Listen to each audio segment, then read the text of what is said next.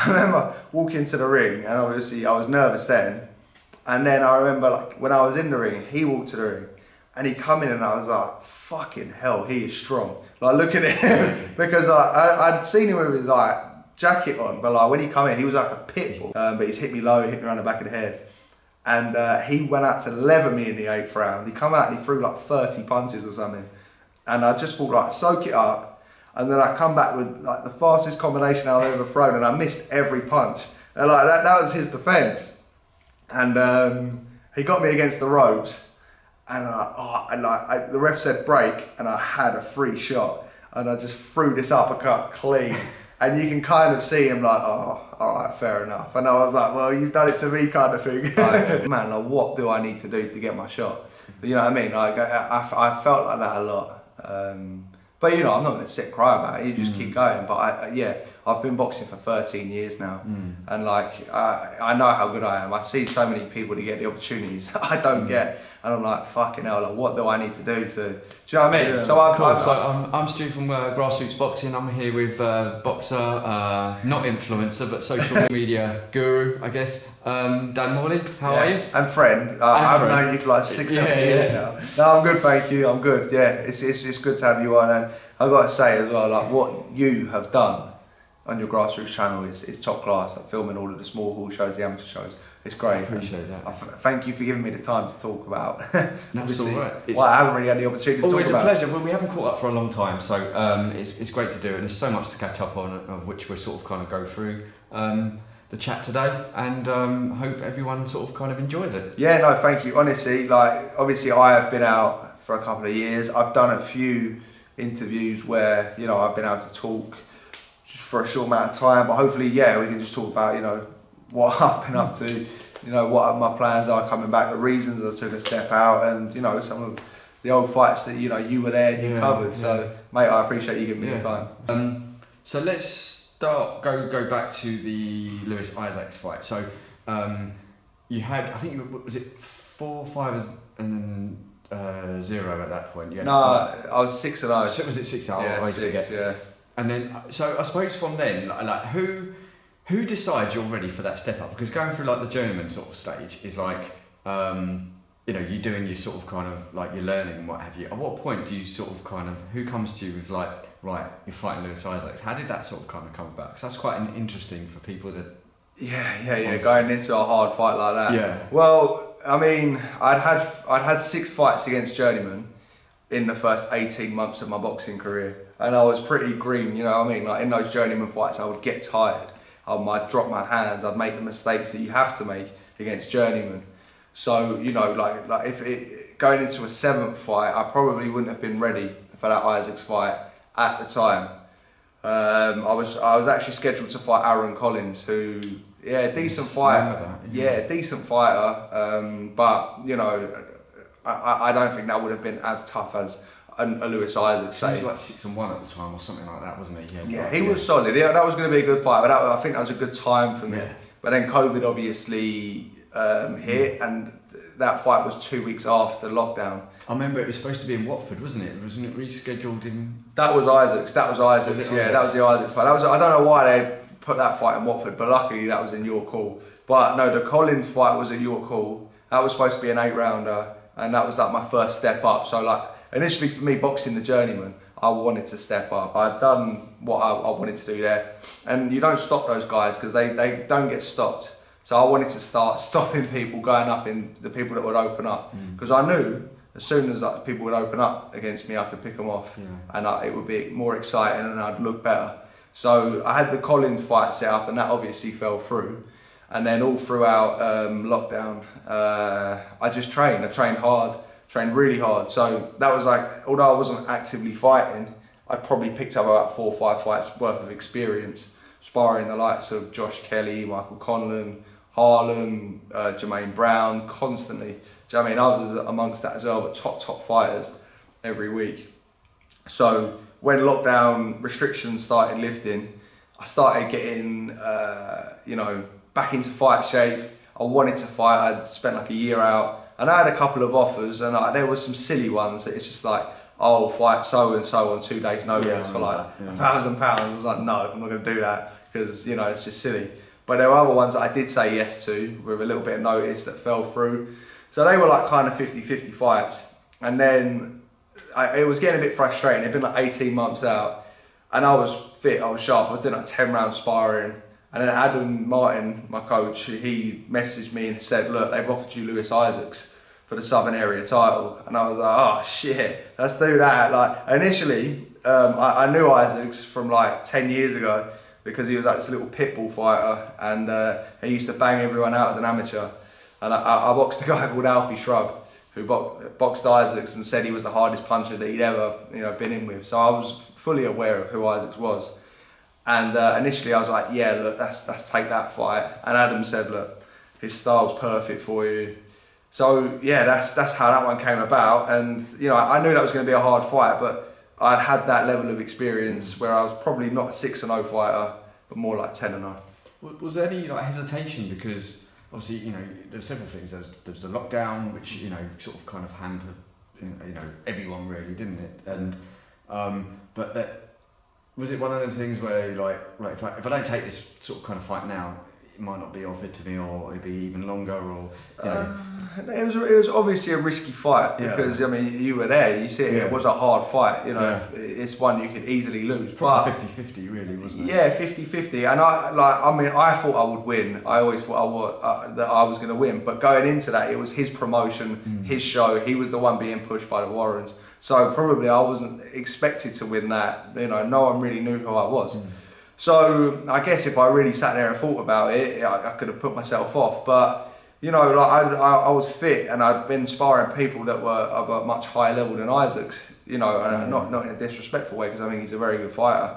And unfortunately, he hasn't boxed since. But if he had, he would be stopping a lot of top boxers, and hopefully he does. But and in his position, he was in the same position. Like he hadn't boxed in that same amount of time, and I knew that he hadn't been having the sparring I'd been having, because I'd been training with world champion challengers, European champions that were preparing for their title fights, and I was like the cannon fodder to get them ready. You know what I mean? It was an amazing experience for me not having a fight, so I just knew that I was ready for that. In regards to these fights, so I was listening to your Lee Hallett one and shout on your podcast, and you were talking about sort of like yourself, like your prospects, how you have to sell money and sell tickets to basically you pay for your opponent. When it's a 50-50 fight like that, how does that work? Because you were technically, I suppose, the away fighter, and he was like sort of the home. How does that work with you? Do you still have to sell a number of tickets? Because you had a lot of people there. Yeah, well, yeah.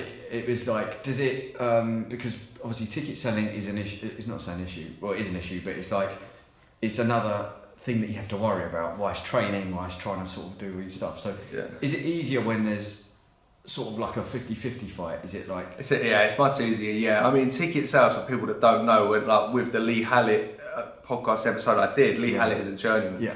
So for people that don't know watching this, he's had 80 fights and he's won 2, but... I'll put a link to that, by the way, to your podcast. Thank you, cheers. But he's a very good fighter. He could have won 50, 60 of those fights if he wanted to.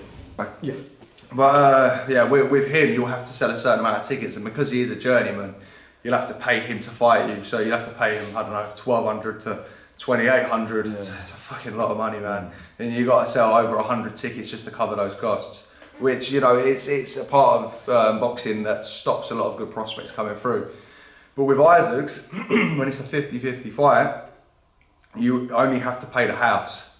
And the way that works is you split that 50-50 between each other. So typically when you're boxing a journeyman, you pay £1,000 to the house and then your opponent's fees. So you have to pay like $2,500. With Isaacs, I just had to pay the house. And because it was 50-50, we just split that. So my only expense was £500. And I didn't have to pay him because, So basically, I still didn't make a great amount of money on that fight because you give like half of it away after. But I sold a couple hundred tickets, and my only expense initially was £500. But then obviously afterwards you have to split it. Yeah. No, that's right. Because obviously it takes a little bit of the stress away from, obviously fight weight. I mean, especially in a fight like that, last thing you want to do is last minute tickets and then fluff about. And stuff. I still had to do last minute tickets and that, unfortunately. But I never minded doing the tickets. It was You know, like life gets so busy you don't see anyone. It's a good excuse to just catch up with people. Yeah. And that's what I like about fighting as well. And having taken the break, which was obviously amazing, I did notice that, you know, you don't see those same people. And like, you never ever get a situation where all of those people are in one room other than when there's a fight. True. Do you know what I mean? So Yeah. it is cool, you know. No, true. In regards to the fight then, so there was, how do you prepare for someone like Lewis? I know you said you sort of knew him from years before, obviously in the amateurs, and it's a little bit different, but like, how did you sort of kind of prepare for him? Did you watch a lot of tape? Did you get certain sparring parts? And yeah, so how did talk to me about how that sort of kind of... Yeah, I mean, the thing with Isaacs is as good as he is at what he does and as strong as he is actually quite one-dimensional in that sense. So I knew that he was going to come forward, and I knew he was going to walk me down. Now he gets, you know, and I can tell you firsthand, but even watching it back, he doesn't get anywhere near enough recognition for his defensive work. A lot of the time because he neglects it when he's walking forward. But there were times where he was deploying like shoulder roll, and he was actually like he'd make me miss 5 shots. So he was actually a lot better than people give him credit for. I think he was just tough. But to prepare for him, I just knew that I had to be fit. I knew that I had to be fit, and I knew I had to be strong, and I knew my legs had to be in good condition because I knew I was gonna have to do a lot of working. We didn't really like come up with a game plan. I remember listening to the commentators, and they were like, "Oh, he's boxing perfectly to the game plan." But my game plan was always just kind of stay away from the danger, but don't let him bully me. So I guess I did, but it was more subconscious. Like, you know, stay on my toes, pick him off, but when he comes in, make sure I show him how strong I am, and make sure, like, because don't let him bully me basically, because someone like that will thrive off of bullying you, whereas when he gets up close and he hits you low, hit him back low, or always get the last shot. But in preparing for the fight, it was just like take the training to the next level. It was pretty grim, to be honest with you. It was like 10 sessions a week. We was doing like 12k box hill runs, sprints. I did 100 rounds of sparring in 6 weeks. Which, you know, it's tough stuff. I was sparring like Ryan Martin, Harlem Eubank, Josh Kelly, Jermaine Brown, like it's loads of different guys. So I was unbelievably fit for that fight, and you know, it obviously paid off. And during the fight itself, like, could you feel how strong he was? And you know, when he took his punches. I knew he was strong. I'm gonna be completely honest with you. My sparring was actually harder than that fight. Like, and I remember saying that. I don't know whether that's because I didn't have the same adrenaline in the sparring, but I do think I won that fight relatively comfortably when you actually watch it back. Like, he was very strong. He hurt me in the first round. And you know, it was obviously a mad pace, but like I was sparring really hard fighters that were really pushing me over 12 rounds, whereas that was only 8 rounds. So, you know, I was doing 12 rounds of 30 seconds rest, get a new person in every 4 rounds. You know what I mean? It's mad stuff. So I could feel how strong he was. Yeah, he was throwing his jab to my body that always stung me, but he neglected his jab pretty early on because I kept popping him with a counter right hand. So when he neglected his jab, it became a little bit easier just to buy the time and buy the space. But you know, going into the fight, like, it goes back to like the preparation side of it. Like, I was very not fearful, but like there was a fear there of how strong he was. So I'd made sure. You know, you say no stone left unturned, but I made sure I did everything to 100% for 9 weeks. So when I actually got to it, I was so over it that it wasn't actually as bad as you ever think. Were you nervous going into that fight? I'm always nervous.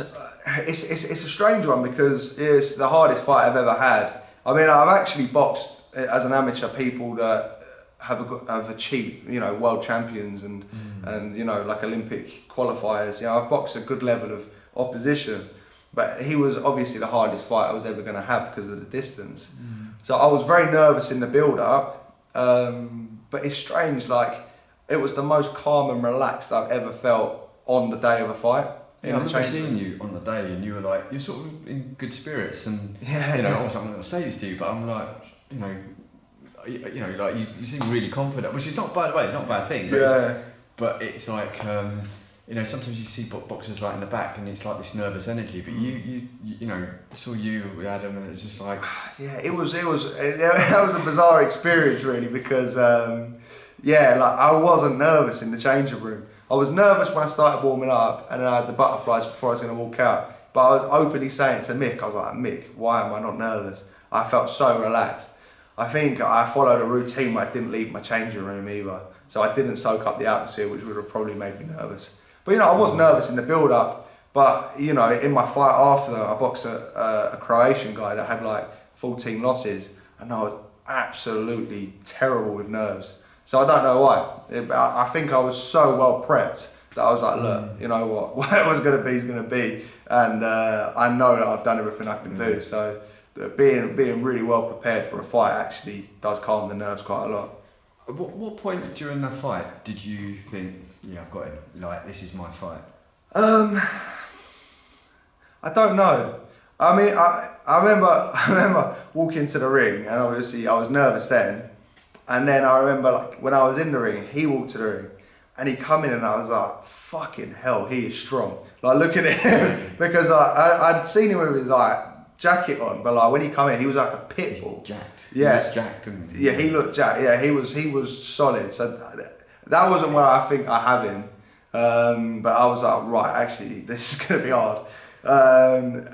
Initially, this isn't answering your question straight away, but initially, he come out and he landed this left hook that actually really hurt me. Like, I tried not to let on, but like I saw stars within like the first 10 seconds. I was like, you know, that was where I knew it was tough. And then I kind of warmed my way into the first round and I started timing in with my right hand. And there was a little bit in the second where he would come in a lot like this and I landed an uppercut and I got out in time. And then I did the exact same thing, and I thought, oh, I can time him. You know what I mean? Like I could time him, and I was like, that works, and that's going to keep working. And then when he stopped using his jab as much, I was like, right, I've got control of this. So he started getting really frustrated, didn't he? Like that part of the round, you know, sort of like he was sort of looking for a power punch sort of thing. Yeah, he was a dirty bastard as well. I like him. I got a lot of time for him, and like, you know, we've joked about it before. But he was doing all sorts. He was using his head. He was hitting me low, he was hitting me around the back of the head, you know what I mean? And fair enough, it's a fight, it's for the ref to say. But I knew he was getting frustrated, which played into my favour because he'd load up and then he'd leave himself open. But there's a little section in the last round where like he headbutt me and ironically cut himself doing that. But he's hit me low, hit me around the back of the head. And he went out to leather me in the 8th round. He come out and he threw like 30 punches or something. And I just thought, like, soak it up. And then I come back with like the fastest combination I've ever thrown, and I missed every punch. And like that was his defense. And he got me against the ropes, and the ref said break, and I had a free shot, and I just threw this uppercut clean. And you can kind of see him like, oh, all right, fair enough. And I was like, well, you've done it to me, kind of thing. It was weird because obviously I knew you a bit like, on a personal basis. So it was like, you know, I was like sort of kind of cheering you on while I was trying to sort of kind of film. Yeah. But it was like, I just thought before the fight sort of started, I thought this is going to be a dirty, messy fight because like sort of kind of Lewis Isaac's like he's not your sort of technical sort of. He's more of your. He's going to rough you up, isn't he? Baller kind of thing. So throughout the fight, was there times when you were like, you had to sort of step back because you just wanted to probably trade in the pocket with him, but you had to be sort of smart. Well, no, I love it because going back to when you said like, could I feel how strong he was? I could feel how strong he was physically. I thought I was just as strong as him, but you never neglect how strong he is. Do you know what I mean? So yeah, I there was never a moment in there, maybe barring the 8th, where I was like, right, you know what? I'm just gonna have it out of him because I was like, no, that's just silly. I'm winning. What I'm doing is good. I did feel like, you know, he's told me, like, I hurt him quite a lot. And, you know, he hurt me in there as well. It was a hard fight. So, yeah, like, you know. Yeah, so the score, I think you, from memory, you won, the score was the ref gave it to you for 3 rounds or 4 rounds, I can't remember. Yeah. So that was like quite a sort of kind of convincing victory. So after that fight, was it like, did you sort of kind of put yourself right? I know I'm good enough for this fucking like Southern area level now. Like it's and ready to sort of kind of step on and. Yeah, I mean, Southern area was never my goal. Like I you know, that sounds terrible, but I never looked at Southern area and be like, oh, that's what I want to win. I always thought, like, you know, I'm a better fighter than Southern area level. I really do believe in myself. I've really boxed well against top fighters. Only in sparring, of course, but I know how good I am. But that fight, you know, that was a very high level fight. I mean, he if he continues his career and he stays switched on, or if he had continued his career, is higher than Southern area as well. You know, I think, you know, that's like a British level fight almost. And it was so brutal that, you know, I answered a lot of questions that I had deep in myself. I always knew I could do it, you know, in sparring or in the amateurs, but to actually get through a brutal hard fight like that. And I always felt like, because I'm pretty unassuming, like people always, they don't doubt me, but you know, I don't need to, you know, talk shit and build myself up. So I think people always took that as weakness. It was like, no, like I know I can do it. So I think I kind of answered it there, like, you know, people get off my back a little bit, like I know what I'm doing. It's a bit of a breakout fight because it's sort of a lot of people were talking about it. When I say a lot of people, like as in within the boxing sort of kind of world. I think when I, you know, posted it and stuff, it was a lot of comments and a lot of people sort of like watched it, and I think because it was such a good sort of kind of fight, really, wasn't it? Like it really that was like a TV fight. It was a TV fight. I'm saying that on Sky or. It was. I am a bit gutted that it never got the recognition that I feel like a fight like that should get, because it was obviously on a small hall show. It was like just after COVID, no one knew it was going on. Even still, you know what I mean, people are like, man, I just watched that fight, how have I never, do you know what I mean? But it is what it is, like, and hopefully as I continue to grow, people will go back to it. You know what I mean? But you know, that was a great fight, but I can't keep dwelling on it, you know. No, true. And you probably don't want too many sort of like wars either, you know. No. I don't want that. They did speak about us having another fight, but you know, I'm not. You won that quite convincingly. There was no need, sort of thing. So I suppose after that fight, and the dust settles, sort of thing. So did you have then people like say promoters or managers or not managers? Sorry, promoters like sort of kind of get in contact with you or Adam was like, right, you know, want to sort of kind of. No, it's strange because I didn't, and I've got to be honest, it kind of threw me off a little bit because, you know, I'm not going to stay here and name names, but like going into the fight, I had some pretty major promoters, you know, not offering me stuff, but saying, look, we're interested in this fight. Once you do this, and if you win, we'll talk. And, you know, not only did I win, but it was the fight it was, and it created a few waves. And I just, no one was interested. Like it felt, I'd reach out to promoters, and I just couldn't get a call back. And then I actually broke my hand in the fight, so I did get offered the Southern area next, but it was like 2 months later, and I wasn't training with my left hand for like 2 months. I had one glove on. So yeah, it went a bit quiet for a while, which was actually quite tough because it was like. Do you know what I mean?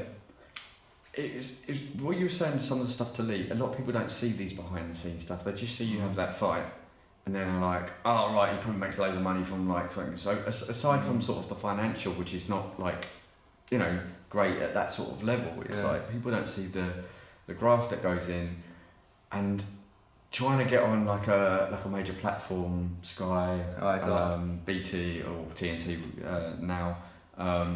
You know, you got like the Zone and stuff, and it's like, did you sort of kind of feel like, what else do I need to do? I've had that feeling quite a lot. Even building the socials now, I'm like, man, like, what do I need to do to get my shot? You know what I mean? Like, I felt like that a lot. But you know, I'm not going to sit and cry about it. You just keep going. But I've been boxing for 13 years now, and like, I know how good I am. I see so many people that get the opportunities that I don't get. And I'm like, fucking hell, like, what do I need to do to, do you know what I mean? So I've you know, instead of just going, I've approached it a different way now. But yeah, like, that Isaac's fight, I think, you know, I sold a load of tickets, and I think I made about $3,000, which, you know, it's all right for that level of fight, but considering like that was my only fight of the year, and that's my only earnings, I had a broken hand. I had to go and get that privately sorted. So, a big chunk of that. Luckily, I had sponsors, I had a guy called Frank helping me out, Dylan House Foundation and Pilgrim Brewery at the time, and people were willing to help me out, but it's tough. And, it was hard. And then obviously going forward into my next one, it was even worse. And you have to have your scans and your medicals and all that costs money. And I was just losing so much money. And, like you say with the breaks and stuff, I was doing what I needed to do and I just wasn't breaking through. So I was like, you know what, if all of this stuff is out of my control, everything I'm doing that's in my control isn't working. So I was like, you know what, fuck this. I'm just going to take a bit of a break. I was getting burnt out, because obviously you're getting injured as well. I broke my nose, I broke my hand, my knee went, and I was just like, I'm like minus in the money. I'm not getting the opportunities I feel like I need doing it this way. So I took a couple of years out, and in doing so, obviously my idea was to relax because I'd been at it for 5 years as a pro already, and then build up like a social media following, because that would obviously help me a lot. And build up my work and my experience, and it's been the best thing I've ever done. We'll come on to it, because that's like sort of like the next chapter, the sort of the break in the social media. But you did have one fight after that. Yeah.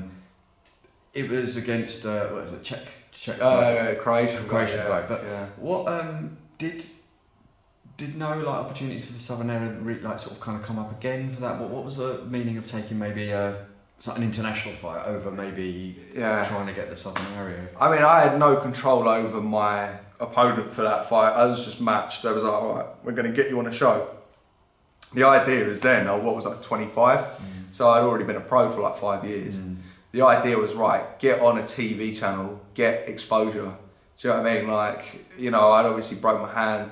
It was a case of, right, I was talking to Wasserman about signing a deal. So that also slowed me down because I had to wait for a Wasserman show. So that's why I didn't fight in between.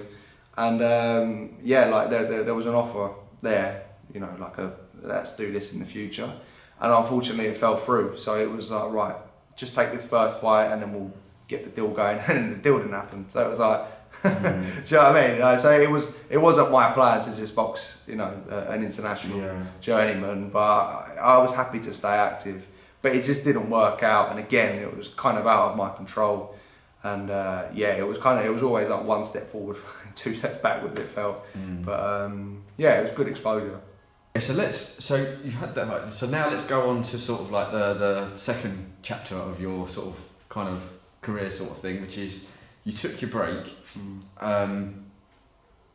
Did you know that probably a lot of fighters maybe say after a fight, you know what, I'm gonna have a couple of months off. In your mind, was this break, no, I'm actually going to take a proper break here? Yeah, well, I was training hard, and all the people in the gym around me, they were really pushing me on. I was in a really good place as a boxer, but mentally, I was hating it. I was getting to the point where I was getting just fucking tearing up at night for no reason. I was just like, oh, what is going on? Mentally, I was in a bit of a hard place. And obviously I had no money. So I was like, you know what I mean? I'm not going to sit and moan about it, but when you're doing it year after year after year after year, and it's like that, I was like, look, this isn't working. It might work eventually, but I can't keep going this way for another 3-4 years until it does. So I was speaking to my dad one day. I had my nose broke in the gym, and it was like, right, that's going to set me back. I had been scheduled to fight again, but when my nose got broken with tickets and that, it just wasn't going to happen. So it was going to be another 5 months out or something until I get a fight. So I said, look, I can't stay in the gym. I need a break from this. And he's like, look, take 6 months off, just do nothing, don't do anything boxing. I'd been training a proper gym rat for 5 years, especially the last 2. I was training basically every day, really hard.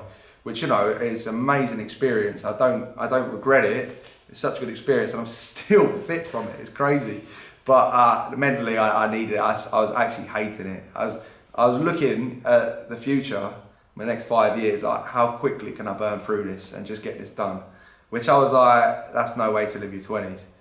So I took a break, and And the thing is as well, like I was very lucky, like outside of the ring as well, and I had good people around me. That I was getting opportunities to do things. Like, you know, I'd already been to like the Maldives to train, and that's an amazing place. So I was like, look, I'm turning all this stuff down when like it's sitting there for me to do. Let me focus on that. So I initially started like teaching people how to box again. Because when I was training towards the end, like I stopped working because I needed to train full time, and I had sponsors helping me out and that, but you know it was hard. So I started working, teaching people how to box again, and I loved it. Started going into the schools. I went to the Maldives, and then I went to Switzerland, and it was like, you know what, I actually really like this. And I just started doing the videos on the fighters because I was like, I see like no one was really doing that, and I know this stuff. You know, I obviously have to learn this stuff a lot. You know, like when I'm doing those lists, I'm always researching, and yeah, I just loved it, and that obviously grew and grew and grew, and I just like the light bulb went in my head like, oh, if I keep doing this for a couple of years, then I'm gonna have a big following base to go back when I feel ready. So it was kind of like, you know, I was just enjoying myself. I was fit. I was still teaching. I was still boxing. Every day I'm like soaking boxing information in, and I've just loved it. The social media sort of side. So when you did your first video, like was it like sort of I know no one's doing it. I'll just do a video and just sort of kind of see how it goes, and then like over time it's like you've got 100,000 followers on Instagram or something. It's mental. It's like what point did you see sort of like the traffic? It was literally like going like that sort of thing. Well, it was when I was actually fighting. I was still fighting, and my barber, Brad, he said to me, because I have my Instagram, I don't know, like I had a couple of thousand people following me, do you know what I mean? And I could sell tickets, like it wasn't a major problem. I was quite popular within the area. But Brad was like, oh, you need to do TikTok. Because I used to like fuck around and do TikToks on like in COVID, do you know what I mean? Just messing around. And I was like, oh, but I can't be asked for TikTok. He's like, just do videos about yourself, build yourself a TikTok. And I started like doing clips of my fights, you know, they'd get like 100 views, 200 views, 1,000 views. And then I got COVID and I went down to my mum's in Dorset, and I was just literally just sitting there, and I was like, oh, you know what, I'm gonna just do a video about the process, southern area to world, like every title you pick up. I'd picked up a bit of traction, like nothing major. And then I was like, I was asked my mum, and I was like, Mum, do you think like people would be interested in like a video about like different styles? And she was like, probably not. I was like, oh fuck it, I'm gonna do it anyway. I did a Cuban style video, just because like, you know, Guillermo Rigondo, Felix Cervantes, Rio Stevenson, all those guys, they have this amazing style, it's very technical. Yeah, I did this Cuban style video, and it got like 750,000 views. I was like, wow, people are interested. And that was the first one I'd done. So then I'd done the Mexican style, the Soviet style, the Philly shell, the old school styles, blah, blah, blah, every style that I could think of. And like it collectively got a couple of million views. And then I just started doing videos on fighters, and I don't know why, I did that for like a year, and I just didn't do it on Instagram because I think I was a bit embarrassed. I was like, TikTok, like, I can keep it away from the gym, like, you know, no one really knows. On the girlfriend. Yeah. I was like, no one really knows about it. And then my friend Grant was like, just put it on Instagram. And it took me a year to pluck up the courage to start putting it on Instagram. And then the Instagram just blew up. I had all of that stuff there. And then I started doing the lists, and yeah, I had so many. My idols started following me, and I was like, shit. So I was like, this is, and like, they started messaging me. I was like, oh my God. I was like, you know, all of those years where I was fighting and just scraping along, and like in social media is where I got my first brand thing with Box Raw, and like people start following me and showing interest. So it's obviously taken off, and I love doing it. I learned so much, and I'm thinking about writing a book. I've done the podcast from it, so it's been so amazing. We'll come to that in a second, actually, but just, I know we spoke off camera, because you were at the Bosman show yesterday, with, you saw Mikkel Kessler, and you said... Mikkel Kessler, what a beast! And he's like, and you know, you said that you now, like, sort of got these guys following you. Who else have you got sort of following you that, you know, you just sort of like, when you saw, maybe opened up Instagram, it's like, oh, so-and-so followed me, like... Snoop Dogg was the maddest. Yeah, Dogg yeah, follow. yeah. It didn't even come up on the thing. It just, I looked at my thing, and you got like a verified thing. I just clicked on it. It's like Snoop Dogg followed you. I was like, what? I looked, and it was like the proper Snoop Dogg. I was like, mate, Because that's you get these mad. fake accounts, don't you? Or these parody accounts, like Snoop Dogg with 18 Gs or something. And Yeah, and it was like Snoop Dogg, 81 million followers. I was like, wow, that's mad. But honestly, mate, it's been unbelievable. Like, Johnny Knoxville was obviously my idol when I was a kid. I loved Johnny Knoxville. And not only did he follow the page very early on, actually, like very early on, but like he was messaging about all these old fighters, and then like he started watching my highlights and my style. And then he come on the podcast, and like, you know, he sent me some boxing memes and stuff. So that was amazing. But Sugar Ray Leonard follows it. Bernard Hopkins, Froch, Caleb Plant, Sergio Martinez, Larry Holmes. It's been amazing. Those are the ones off the top of my head. That's mad. Yeah, it really is mad. Like to have all of these legends. Now, obviously, I am making videos about them, so that, you know, they will see it. But still, people always, you see on Instagram post copies of their fights, but I think the way you did it was so different from anyone else. Like you break it down, not like that, you give like an explanation now on Instagram. It's like you know your shit, and you know you put so much effort in that just to sort of like get some reward, as in your idols following you. It must be It's mental. amazing. It's amazing, and like I kind of stopped the TikTok just because I found it a bit toxic. Like I had so many people on there, and I do try and post. But when you don't post that much, like, it doesn't really, the algorithm, it doesn't get to many people. So I'm not that bothered about it. That's not why I'm doing it to blow up. I do it, you know, to educate and to obviously build my thing because I love it. But with the Instagram and that, I started doing the lists because I was doing a video about like Nicolino Loche or like Mayweather or Pacquiao, and everyone was like, wow, this is amazing. But then I'd do a video on like Benny Leonard from the 1910s and no one would pay attention. So I was like, well, how, because I love the old school guys.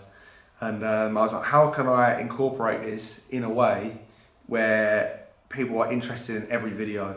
And, do you know what I mean? So I started doing the lists, and then because it's in context of the list, people will pay more attention to the old school guys. And man, it's honestly been crazy. Like I've had people that I know be like, God, I was out in Australia and someone was like, oh, do you follow this guy?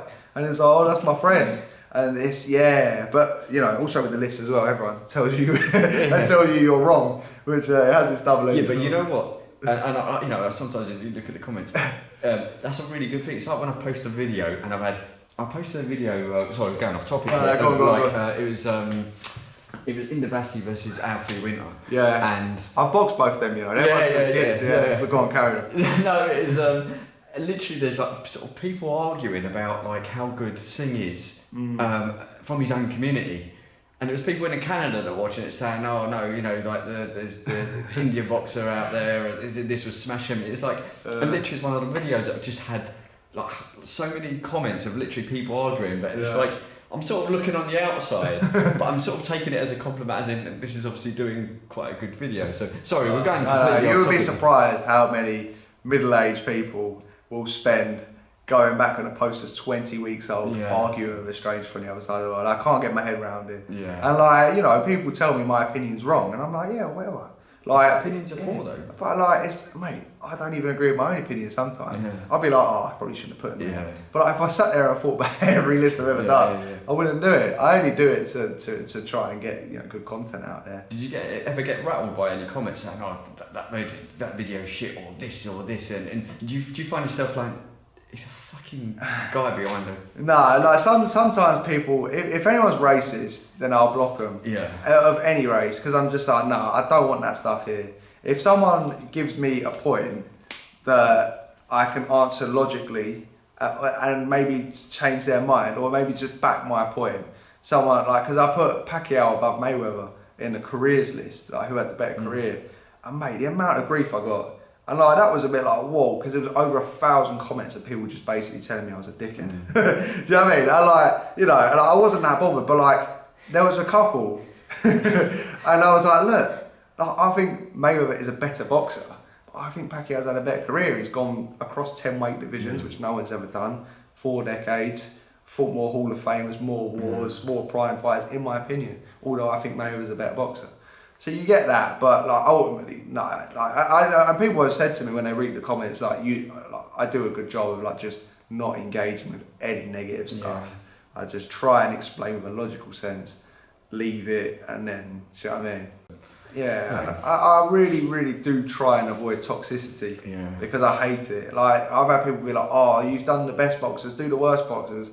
I'm like, why am I going to do that? Why am I going to do like the worst world champions ever? Like, of course I can think of some, but like, why would I put that negativity out there?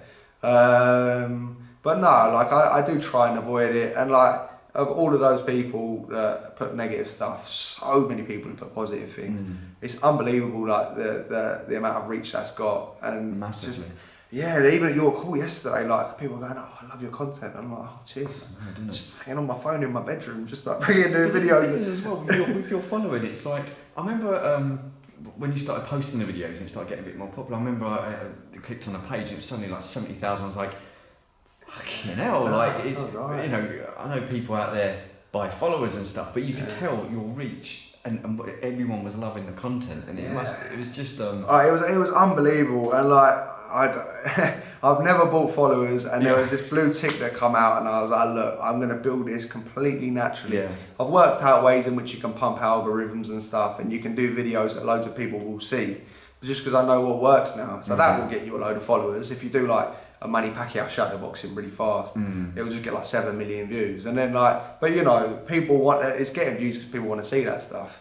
And delivering regular content though as well, isn't it? Yeah. Well, one of the things I found with social media is there's so many people that just go around nicking stuff, and like they'll have like huge pages and they'll nick it from the creators.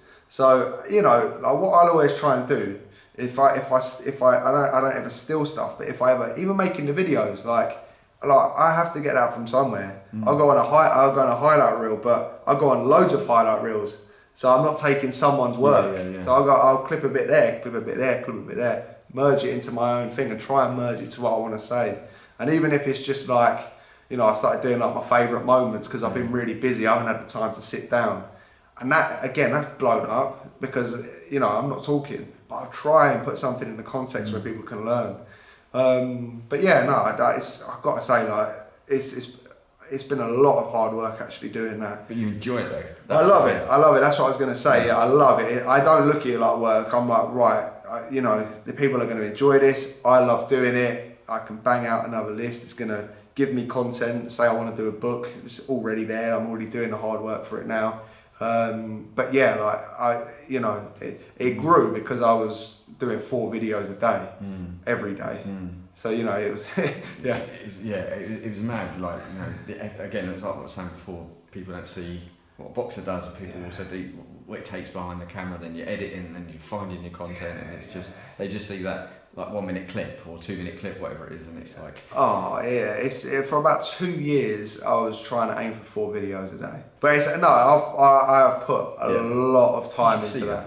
Yeah, but I love it, and it pays off, and it's, you know, I look at it as work because although it doesn't like pay me, like it's doing stuff for me, and I love it. So have you ever done, and most people would probably understand this, you spent, like, you're doing your editing, you know, it's probably taken on an hour to do, didn't save or something happens and you've had to do the whole thing again? I've had loads. I mean, you know this because you've done great work, fucking travelling all around the country, filming stuff, interviewing people. Do you know what I mean? I'm not going to detail too much, but what you're doing with Grassroots is class, mate. Honestly, even just watching my fight of Isaac's back on Grassroots one, like it's so good to watch that raw ringside footage. And mate, as an amateur, I would have killed for someone like you to film my fight.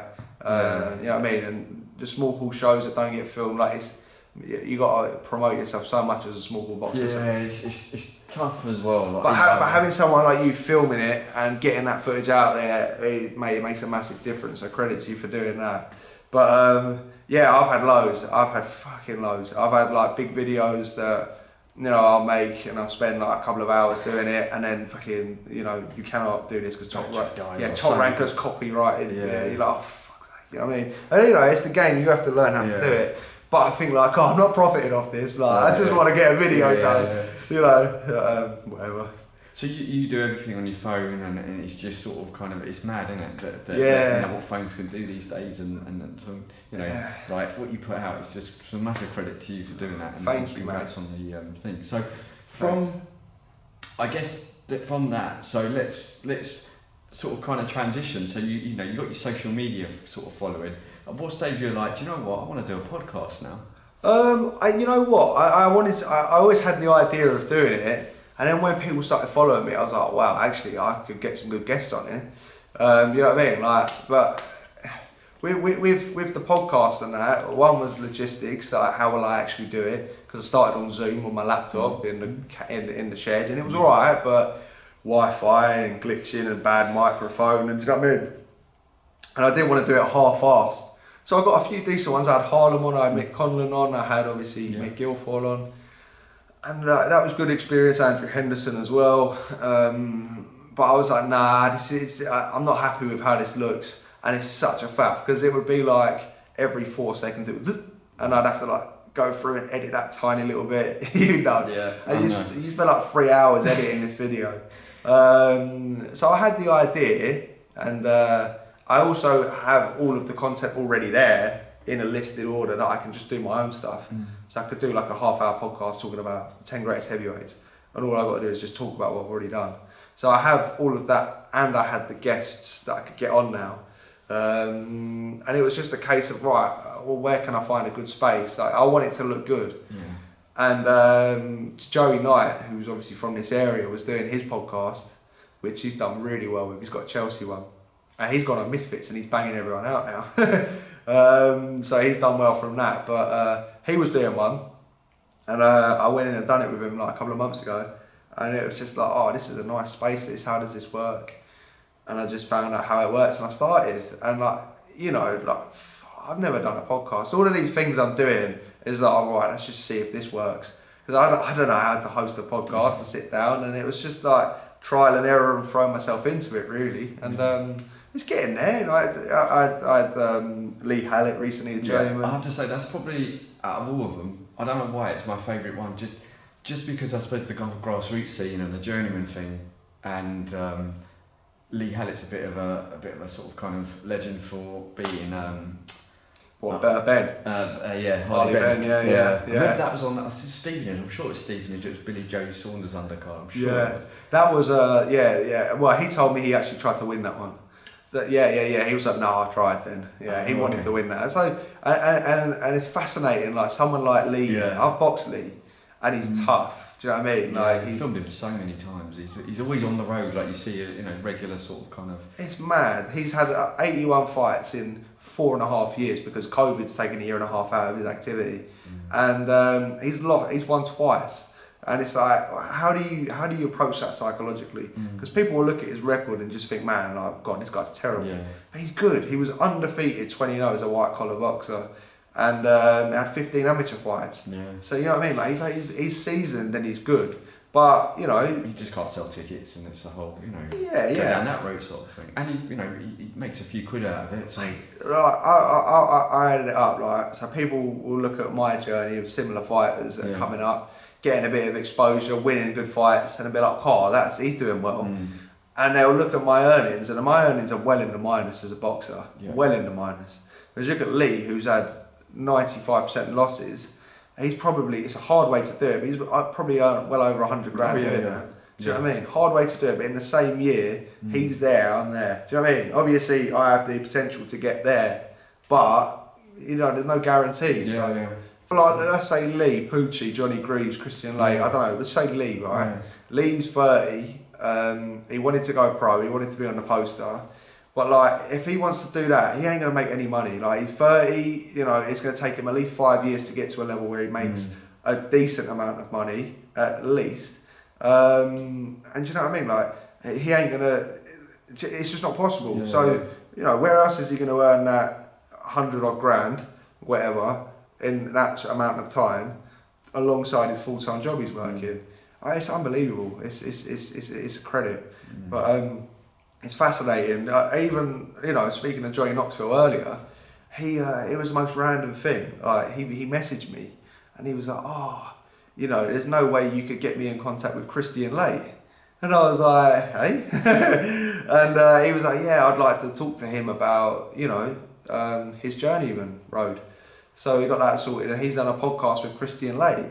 Like, people are fascinated about the journeyman. Like, why do you go and lose 300 times. You know, it's a fascinating. It's actually quite a sad subject when you dig into it sometimes, but it can be. But it's fascinating. But then some of them are so fucking clued on. They're like, fucking right, yeah, you know, I've got like three fights this month, and like I said, they're literally doing it, like paying off their mortgages, and they're probably better off than fucking 95 or 90% of boxers that are out there, just because they're, you know. But then, you know, you get a few that, you know, maybe not. But then, you know, look at the foreign ones as well. It's like when they come over, they got in Nicaragua, they got like mansions and stuff like that. It's just like, I know. a grand goes fucking 10 times. Mate, like you, if you're a good fighter, yeah, you can avoid taking damage. Like, you know how to do it. You know what I mean? And if you can do that every week and earn a couple of $100,000 doing it over a couple of years, and fair play to you. You know, it's a no-brainer. If you want to make that money, you need it. You know, some people, like, they just have a kid, they've got a mortgage they need to pay off. Like, they're like, I need money. I can't do it any other way than doing this. And in doing so, they're not padding records. They're giving you experience. In some cases, they'll pad records, and you do get some journeymen that are pretty bad. Yeah. But the good ones, they'll give you the good experience you need. Yeah, no, totally. And it's, you know, I like that sort of thing. So I know we went completely like off tangent. No. Well, it's good because they don't get the recognition. And that's why it was my favourite sort of kind of one, sort of today. Yeah. Okay, so with the podcast then, obviously it's sort of kind of still early stages, but sort of kind of taking off. Where do you sort of like see that in, you know, like, we're going to talk about your comeback in a second, but is that still going to sort of kind of continue? Is that, do you see this like a long-term sort of? Yeah, I do, because I'm only going to make more connections in the boxing world. I have so many ideas, man. There's so much on my mind that I want to do. So yeah, I would love to keep that going, and I will. So I mean, obviously, you know, logistically it does get hard because, you know, it obviously costs money and you gotta get people in. But I'm lucky where I can, you know, I've got a bit of support now. I've got RT Painting, Ryan and Sean Henderson from Henderson Plastering sponsoring me. Pilgrim is still sponsoring me, so I've got support, and, you know, I'll be able to keep all that stuff going alongside my career. So I just want to keep doing it. I want to keep getting good guests on. I don't want to do like fucking everyone's got a podcast. Like, you'll talk about someone's podcast on their podcast about someone else's podcast. You know what I mean? Like, it's everyone's got a podcast. So I don't want to do like the same stuff. I want to do something that's a bit unique, and I've luckily been able to do that in Instagram. So if I can always get people in, someone like, you know, a Martin Tyler or a Joey Knoxville, who might not link to boxing, but they know got good boxing stories and they're into it, and you can kind of relate it to boxing. Then if I can keep doing that, it's amazing. But yeah, I want to keep it going. But I've got so much I want to do outside of boxing as well. Like, you know, I've got places I'm going to travel and teaching now, which is amazing. I really want to write a book about like all the stuff that I've done, and I'm actually like starting to pursue that. There's loads. I've dipped my toe in the punditry world. I'd love to do commentary. You know, writing articles for the. I literally trying everything, and I really do believe I can give a good service on all of them. It's just getting the opportunity. So. Top 3 guests you could have on your podcast. What, hypothetically speaking? Yeah, hypothetically. Hypothetically. You know what? And like, it could be not just boxing. If you could choose. I'm not like blowing smoke, but like I think Johnny Knoxville would be one of them. Yeah. Because like he loves boxing. He is my idol when I was a kid. So yeah. I'm mad that you got him on. I mean, when I saw that. So was I. Nice, and he is so nice, and like he, you know, he was so complimentary. He gave me an hour of his time. He didn't need to do that. Yeah. You know. But yeah, personally for me, like that was a real buzz. But I'm not just saying that because I've done it. Like ever since I was like. So he would have been. He would have, because he was like an idol of mine. Yeah. I think people that are alive. I think Mike Tyson would be good because obviously he is Mike Tyson, but he's such a student of the game, you know, like, and you know, I'd love to talk to him about the old guys, like, you know, even guys like Alexis Arguello. I've heard him speak like Salvador Sanchez, but he knows boxing like the back of his hands, and he's such a philosophical guy, and he's overcome so much in his life. So we've got to you're obviously doing well on that side of thing. Then the comeback when you sort of kind of announced it on Instagram not that long ago. Yeah. Right, so talk to me about the decision to come back. How did you know it was the right time to sort of come back? It was weird because I was working as well. Like, I was doing like shift work in the gyms and stuff. Like stuff I was quite happy doing. I really liked the people I was working with and like the people there. I was doing my own social media stuff that was going well. Everything was building nicely. I had a few things lined up where, you know, I was pretty secure. And then I just got this little niggle come back, and it was like, it wasn't even boxing. It was just like, I want to do something. I want to like, and I was thinking about doing like a mad run or something. Do you know what I mean? Just something mad, like in memory of a friend that passed away. And I was like, well, that's going to mess my knees up if I do want to come back. And yeah, I just had this uneasy feeling. When was this? Probably about 8 months ago, 7 months ago. Wasn't watching the Misfits by any chance? I could have a bit of that. No, yeah, if they offered me that, I'd take on a day's notice. But no, yeah. So I was, yeah, I'd had these little niggling thoughts, and then you know, I was like, all right, I don't know. And then over time, it's funny, you know, I went to the gym, and I hadn't actually done a huge amount of boxing per se. I'd been here a few times, you know what I mean? I've done a bit of sparring, and I was still sharp. And I was watching, I'm a fucking boxing nerd, man. But I was watching an Ezard Charles video, the great 1940s boxer, and I loved his style. So I just went, right, I'm going to do 10 rounds on the bags, and just like, imagine I'm Ezard Charles. Because sometimes I do that, but like, do you know what I mean? Like the way he threw his punches. And like, anyway, I got into the flow, and I was like, man, it's so simple. Like, this is what I want to do. Like all the stuff that just clicked. It just sort of kind of from then. It's like, without being big-headed, I was like, I'm so good at this. Why am I not doing this? You know what I mean? And like, you know, I've been so frustrated with all the setbacks I've had. I'm not going to sit and cry about it, but like, you know, I've been so frustrated, and I'm like, what have I got to do? That I was like, just do it. You know, taking the time out was great. It was amazing. It's been so beneficial for me. I needed it. It's put me in such a better position to go back. Like, look how many people have shown interest now. And I just kind of said, look, you know, it had been like maybe 18 months out by then. I was like, it just clicked in my head. I was like, it's so simple. You just got to do this. You've done it now. You've done all the. I was talking to myself here. I was like, you've done all the hard stuff of building your name. Just go back. So yeah, I went and spoke to my girlfriend, and I said, look, you know, I do think I'm going to, you know, I spoke to her parents, I spoke to my parents, and then yeah, it was kind of the case that, right, I start seeing how this process works, and yeah, and then I just called the board up like a couple of weeks later and said, look, I want to come back, and then that whole process is so long and drawn out that it took 6 months to get my license. So about 6 months ago, and I started training with Roy Connor, who's an absolutely fantastic trainer. He's really cool, really good guy. He used to box. He was a great amateur. Boxed like Nigel Benn, I believe, Michael Watson, all those guys. It's just a bit far, and then I started coming here, and yeah, it's all clicked into place. And yeah, I just want to thank obviously Roy for giving me the time there as well, because he's the man. Yeah. So with the new team sort of kind of going forward, what is the plan then? Is it? You're obviously not going to go. Man, it's to take over the world. Yeah, you're not going to go straight into another Lewis Isaac fight.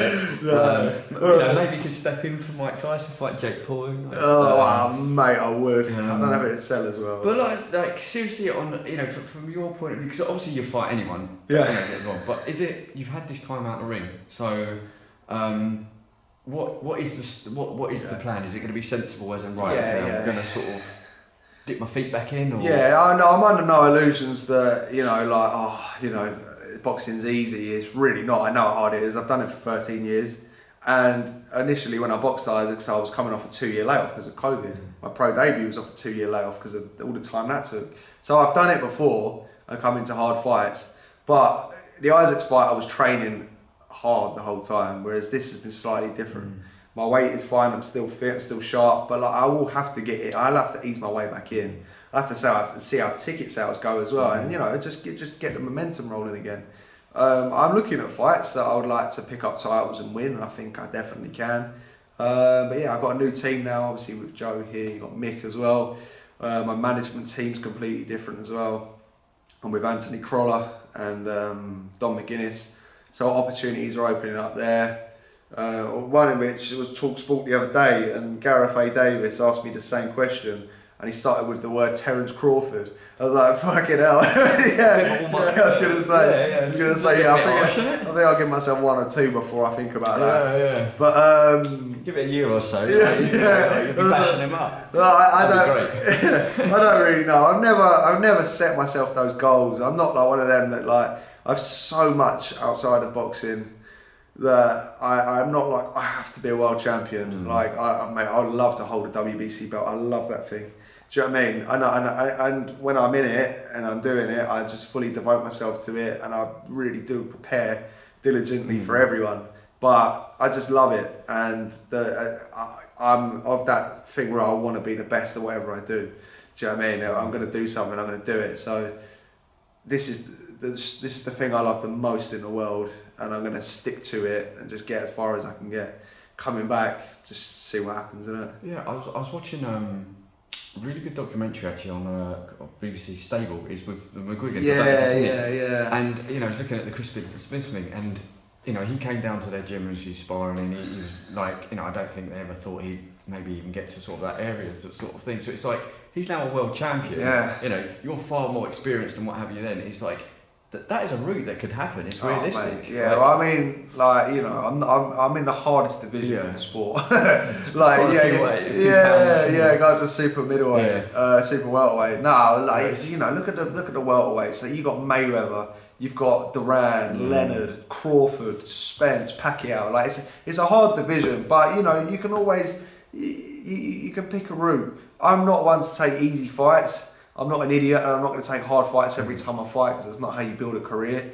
But like, I will go out there and I will take risky fights. You know what I mean? There's so many people in boxing that don't. There's nothing wrong with a loss. It's like you've seen people that have had losses, and if you go by MMA rules, it's like that's nothing. But I think you can. The division's so good. There's so many good fights for you there as well, and why not sort of like step up and challenge yourself? And it's I feel like I can beat so many of them, and I know there's loads of them out there right now that I've already boxed, and I've beat a load of them. I've lost to a load of them like 10 years ago. But like I feel like over 10 rounds, like people will struggle with me. I'm really, really excited. I've said it a few times. I've been doing this for 13 years, and I don't feel like I've ever done it properly. Whereas I've had the, Like I've been able to do it just solely focused on it. There's always external stuff that's out of my control. Whereas now, like I've got the backing, I have the right route, I'll have the right opportunities, I'll be able to focus, and it's taken 5 years as a pro and 2 years out of it to like actually forge that,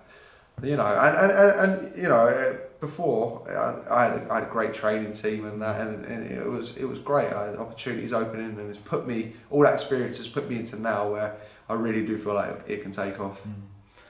So what would be your team sort of saying then, like as in, this year for example, what are we, April aren't we? Yeah. Like, realistically this year, what do you sort of kind of see as a plan for you?